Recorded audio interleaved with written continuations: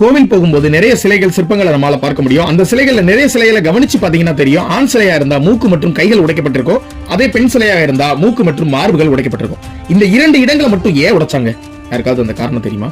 அதாவது ஆணுக்கு முக்கியமானது அவனுடைய வீரமான கைகள், அதனாலதான் ஆணுக்கு கைகளை உடைச்சாங்க. அதே மாதிரி பெண்ணுக்கு அழகு சேர்ப்பது அவங்களோட மார்பு, அதனாலதான் அந்த மார்பை உடைச்சாங்க. அப்புறம் ஏன் 2 பேருக்கும் மூக்க உடைச்சாங்க?